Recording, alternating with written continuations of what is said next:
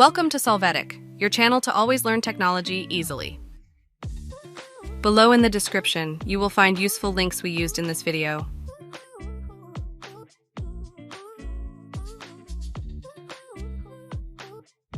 Today at Solvetic, we show you how to find X username. We start by opening the X application. Next, we are going to click on the top profile icon. After that, we will see that we can see our name and also the username we use.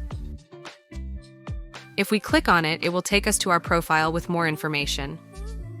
Hey, remember to subscribe Solvetic channel.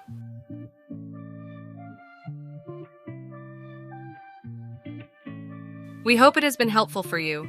Here are links to watch more videos of your interest and subscribe to the Solvetic channel. Thank you.